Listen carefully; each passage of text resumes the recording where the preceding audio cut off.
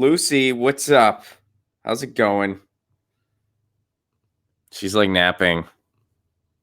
That's it's the type of show this is, man. The co-host just starts out with a nap. This is how's your co-host doing? She's sleeping. That's adorable.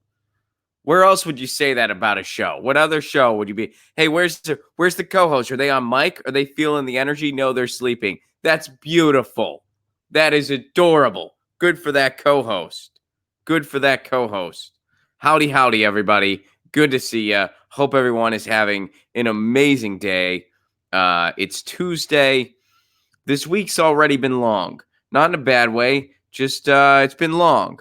I've been having to go into Hollywood a lot. Basically, that's what that translates to for me.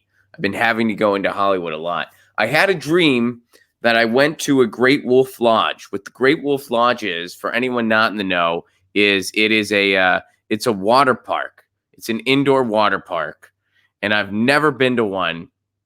And I've driven past them all the time. Like I've driven past these things so many times, and I've always wondered what it's like. I had this dream that I went to one, and it was like the coolest place ever. It was this massive indoor water park. The decor was amazing. The slides were top notch. You went inside and outside. Sometimes you'd start inside on a slide, and then they'd spit you out outside into a glistening pool of water. And I had to tweet and I had to ask. I was like, how cool are these places? Because I've never been to one. But I had a dream that it was amazing. And most of the comments that I got on Twitter, people said, it's okay. Basically, if you don't have kids with you, not worth it. It's somewhere, if you got kids, it's cool to take them there. If you don't, not really. Now, I'm a big water park guy. I know some people get a bit germophobic from water parks, which I understand. I totally understand that. I know there's some concerns there. I get that certain people have those anxieties. No judgment here. I'm like, whatever. I enjoy water parks. I've gone to them for years. Nothing bad's ever really happened. Some water park fears are irrational. I mean, one person said to me, they're like, I would never go to a water park. Somebody might shit in the pool. That's a weird way to live your life. That's a weird way to just sort of have that. Somebody might shit here. I'm just going to stay home because somebody somewhere might defecate. I don't want to be part of that. Like that's, I don't recommend having that attitude in life. I really don't. Like you just stay at home in your apartment, like just be like, safe space. The only one defecating here is me. But other anxieties about like the water and that I get. I mean, I understand. I don't share it, but I get it. Anyway, speaking of water parks, climate change. In the changing climate, might be harder to enjoy water parks because it might be too freaking hot or too cold or too much precipitation. Because climate change kind of does a little bit of everything. Overall, the earth is warming, but there's all kinds of other effects, including more intense precipitation. So next time a congressperson who inexplicably got elected in this year of our Lord 2019 comes to Congress holding a snowball in the middle of winter going, see, you simply point to them to science that has been uncovered over 10 years ago that says, no, that's not how it works. That's not how it works. That's for sure not how it works. Anyway, a climate scientist was just recently interviewed on CBS News, and this was sent to our Reddit subsection by Vampire Anarchy. By the way, we had Vampire Anarchy. Thank you for sharing this story, although I do not subscribe to your form of anarchy. For those of you who checked it out, we had David Rovics on the show yesterday. It was a really fantastic interview. He's an anarchist singer-songwriter, so we talked about anarchy and what that meant to him. And there's many different forms of anarchy. Vampire Anarchy, of course, is one of the forms of anarchy, and that is the form of anarchy where the only accepted currency is blood. And I can't get on board with that, Vampire Anarchy. I'm sorry. I get squeamish at blood. You want to talk about anxieties, talk about things that make folks uncomfortable. For me, blood makes me uncomfortable. I can't do blood. So Vampire Anarchy, I cannot subscribe to your form of anarchy. That would freak me out. I'd be like, I want to get a loaf of bread. Do I have to poke myself? Freak me out. All right. So anyway, but thank you for sharing this story. So this happens. CBS is talking to a climate scientist out of Penn State University who tells us what we need to do. So let's check this out. Here we go. And I had to pull this up on YouTube, by the way. Vampire Anarchy sent a link directly from CBS, but for some reason it wasn't loading right. So I used it on YouTube. All right, let's watch it. On the state of our planet. Joining me now is Michael Mann. He's a professor of atmospheric science and the director of the Earth System Science Center at Penn State University. He's also the author of the book, The Madhouse Effect. If you're an academic and you do like a Skyped in interview or like a piped in interview from your house, I feel like there's a law that it has to be in front of a bookshelf. I feel like have you ever seen an interview with an academic where they've not been in front of their own bookshelf? Like whenever it's like an interview from their house. I never have. Just, I mean, just a fun aside. I'm not trying to, I'm curious to know what this guy has to say, but I've never seen an interview with an academic done from a remote location like their home where they're not in front of a bookshelf. I feel like they got to sign some kind of contract where it's like any media you do to get tenure, any media you do, you have to be in front of your bookshelf. All right, let's Michael Mann, cool looking bookshelf. Let's see what he has to say about how we're going to be able to stay on this planet for a long time, hopefully. How climate change denial is threatening our planet, destroying our politics, and driving us crazy. Hi, Michael. Thank you so much for joining us. We really appreciate it. Now, you contributed to Time Magazine's climate issue, and she sounded like she wasn't sure there. She sounded like, we really appreciate it. Actually, we're not sure if we should be covering climate change. Our advertisers probably aren't going to like this. We get a lot of money from oil and gas, but we really appreciate you being here, we think. By the way, don't know exactly what this guy's going to say. This was shared on our Reddit subsection. I did not watch the interview ahead of time. I don't know what this guy's going to say. I don't know what his solutions are. I'm hearing this for the first time.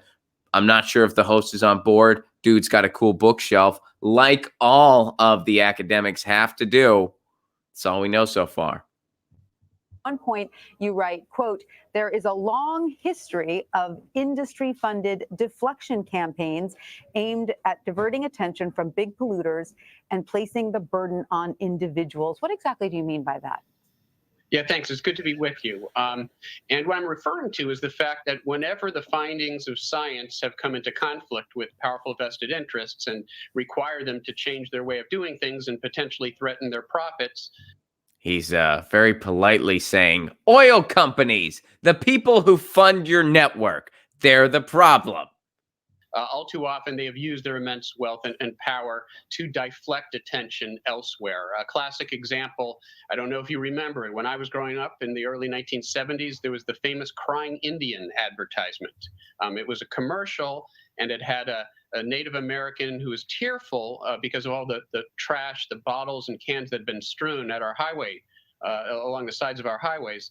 And it raised awareness among people that, hey, we need to do something. The tagline was, people pollute, people can solve it, or something to that effect. Well, it turns out it was actually a publicity campaign by the beverage industry to distract Americans from the need to pass bottle bills, legislation to do something that would have been potentially costly to them. It was a regulatory approach that they didn't like. So instead, they tried to put it on individuals. It's a problem you have to take care of. There is no role for regulation of industry. I wonder if that P.O. box is still around. Box 1771, Radio City. Do you ever wonder that? Like when you see like old commercials from back in the day, like, I wonder if Mystery Science Theater still has the same P.O. box. I could write a letter, get a response. All right. So right now he's talking about how, they try to make it seem like, oh, individuals are the only problem. These big companies, when they're polluting the earth, they will try to distract the public by saying, hey, it's just on you, the individual. Just recycle once a week and we're all going to be fine. That's not to say recycling's bad. Of course it isn't. And of course you should recycle.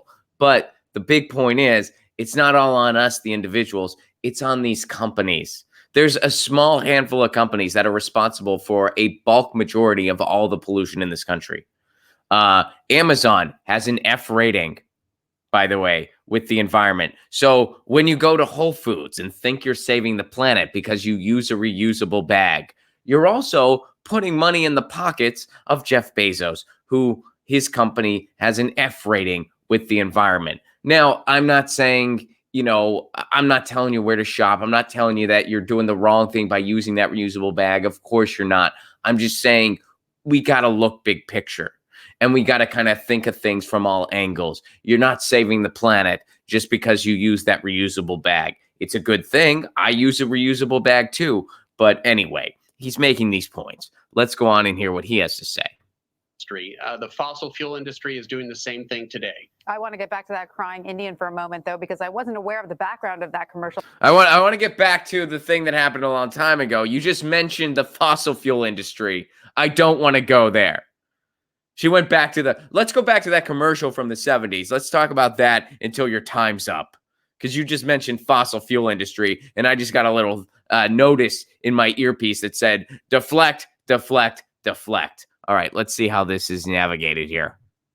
And I remember it well as a child. That was sort of my environmental awakening. Yeah, let's just talk about nostalgia. You said fossil fuel company. I don't want to go down that road. Let's talk. Remember that commercial? Do you remember Pogs? Do you remember those? Do you remember what was your favorite album from the 70s? Do you remember we used to go down to the record store? It was like $5. You can get your tickets there too. We'd go to shows. You remember baseball games? All right.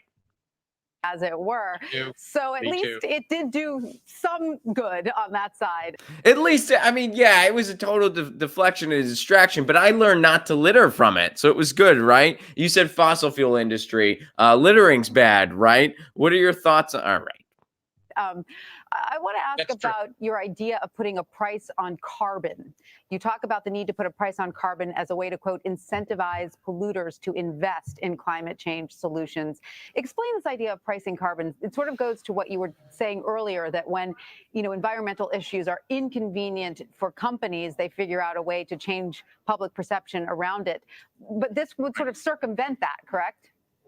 Yeah, so we're sort of seeing that same sort of deflection campaign today with all this sort of messaging that it's the problem is you and your car and your hamburgers and your straws, making it sound like it's all about individual action. But in reality, if we are going to do things in your own life to protect the environment, important, even if it costs more money, important, but don't have the time or money, not important. Okay. I mean, isn't it weird that these are the only three options? If it's too small for you to, so here's the poll that CBS News took. Do things in your life to protect the environment. It's important, even if it costs more time or money. It's important, but don't have the time or money, not important. Out of those three choices, obviously the first one is the best one. But why couldn't one choice be important, but these big companies are the biggest culprits? Why couldn't that be an option? We all know why. All right, anyway. To achieve the sorts of reductions in carbon emissions we need to avoid catastrophic warming of the planet, we're going to need massive reductions in those carbon emissions. We're going to need a dramatic shift away from fossil fuels towards renewable energy, and that's going to require policies that incentivize that shift. We understand, economists understand that when you want to see a large-scale change in behavior, you need a price signal. You need an incentive in the market for people to do that. If you put a price on carbon, then you level the playing field so that renewable energy can now compete fairly against fossil fuel energy. Renewable energy that isn't destroying the planet in the same way can compete in the market against fossil fuel industry. So you need policy, you need a price on carbon. Yeah, it's not destroying the planet. Like, I don't understand why you had to have that qualifier. Well, it's not destroying the planet in the same way. No, it's not destroying the planet. Windmills are not destroying the planet. Donald Trump was wrong. Windmills are not destroying the planet. Renewables are not destroying the planet. There's still transportation needs. But all right, so I don't know why he had that qualifier there. I think it's because you have to walk on eggshells around topics like this when you're on a corporate news network. Why? Because those oil and gas companies fund them. All right. Individual action is good. It's important. It's empowering. But we also need policies, governmental policies, and we need politicians who will support them. Yeah, it sounds like a common sense solution that just needs some, legislation behind it at this point. All right, so I want to talk about the CBS News poll, which found that roughly a third of Americans do not think climate change needs to be addressed. And when asked why, 39%, almost 40%, say climate change is being exaggerated, followed by 26% who say there's really nothing we can do about it. So here's something interesting there. Did you notice that in that poll that they showed, the one right before this one, she mentions a third of people think we don't need to do anything. Couldn't she have just as easily said over half of all Americans think we need to do something immediately? Because just by their very own poll, 56% here, I'll back it up so you can see it. All right, there. 56%, we need to do something right now. 13% next few years, 13% further in the future, 18% doesn't need to be addressed. She goes, over a third of Americans don't think we need to do anything about climate change, or we don't need to do anything for a while. She could have just as easily said, over half, 56%, think we need to do something right now. Interesting choice of framing.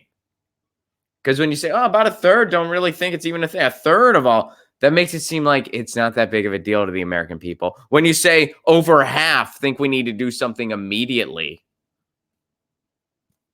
kind of has more of a sense of urgency, doesn't it? You see how these questions are deliberately picked and are deliberately just kind of framed in such a way that we can go back to bed, America, because we're funded by Range Resources.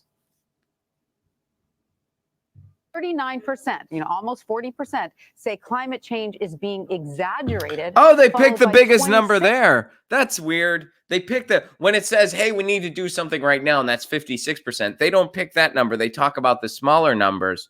But when impact is being exaggerated, 39% think that. Man, they highlight that number. Interesting.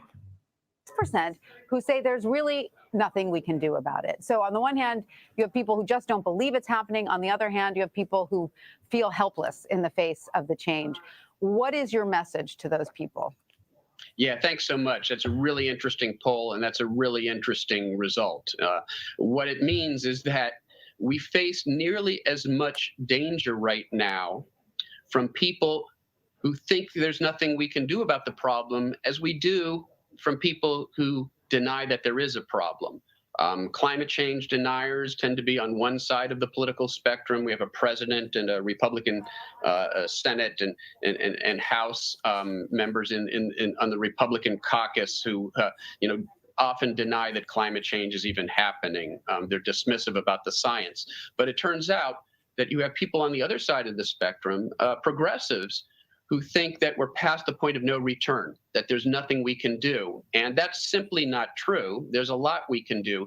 If you believe there's nothing we can do, it leads you down the same path of inaction as outright denial of the problem. And it's every bit as much, maybe more of a threat right now. And it's sort of nihilistic. I mean, if you believe there's nothing you can do, and you do believe climate change is happening, what sort of world do you expect your grandchildren to, occupy, which is a terrifying thought. So you end your piece by saying, we need change not just at the breakfast table, and a lot of people might agree there are a lot of people talking about this at the breakfast table, but we need it at the ballot box as well. So what is your assessment of how the 2020 Democratic All right, let's see what he says here. Have handled the issue of climate change?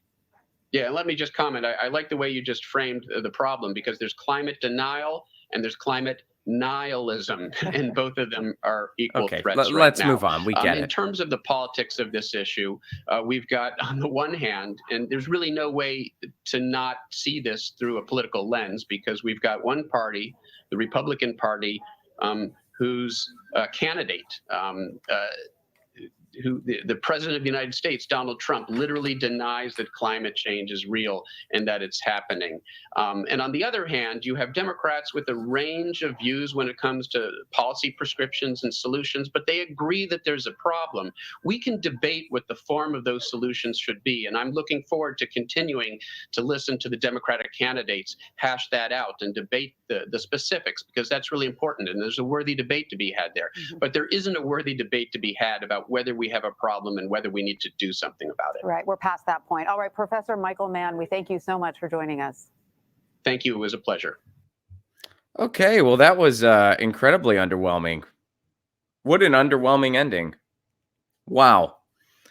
And I don't put all the blame on that professor. I really don't. I think it's, I'm trying to be fair here. He might not do media all that often. He might not, he only gets so much time to kind of unpack this stuff. But how underwhelming, just with those questions. Hey, what do you say to the climate deniers? That's something the corporate media always does too. What do you say to the climate deniers? Which, by the way, that's a smaller and smaller and smaller and smaller group as time goes on. A smaller and smaller. What do you say to them? And they spent about 2 minutes out of the 7-minute segment. They spent about 2 minutes and change talking about climate deniers. Then they spent about 2 minutes and change talking about Donald Trump. We all know. Whereas the point of this was to talk about solutions. What do we do about climate change? And he makes a good point that, I don't think we're at the point of no return. I do think there's still things we can do. So that's a fair point. But to spend all that time harping on it like they did was just ridiculous. And then to just say, hey, when it comes to policy, Trump's bad. The Democrats at least think it's a thing. You're a scientist. You know that just acknowledging that it's a thing is not enough. What an underwhelming ending to that segment. What an underwhelming ending. I was disappointed. I'm sure you were too. This is what we can expect from the corporate media when it comes to climate change, by the way. Either they trivialize it, make it out like it's not as big as it is, deflect on it, or they just ignore it altogether. But at least we saw something in the corporate media. So we did see something in the corporate media about climate change, CBS in particular, upping their climate change coverage a little bit. Why is that? Well, here's a reason that might connect all these things. Why is there a little bit, even though it's not the greatest media, climate coverage, at least it's something. Well, here's something that's going on the grassroots level. Democracy Now! Reports on this. We in the media have not been doing our job. 250 plus news outlets pledged to focus on climate crisis. A major new project from The Nation and the Columbia Journalism Review hopes to improve they hope to improve the global climate, I guess, but hopes to improve global coverage of the climate crisis with more than 250 media outlets around the world, including Democracy Now!, signing on to the effort to publish or broadcast stories on climate. So this is a good thing, and I wonder what corporate outlets are involved. Here, let's see if it says. I don't know if it actually tells us. Yeah, it doesn't really say all the 250 involved. But I wonder if that includes CNN, MSNBC, CBS. You get the idea. But hopefully, as the grassroots and independent outlets up their climate coverage, the corporate outlets will shine a light on it as well, hopefully with better segments than the one we just watched. Hey, companies are responsible. We got to do something. But over 250 outlets are saying, we got to up our coverage on this. We got to really put this front and center. We got to really make this a big thing. So I'm glad that exists. I'm glad that's out there. All right. So we're going to do a strike update in a little bit here. But first,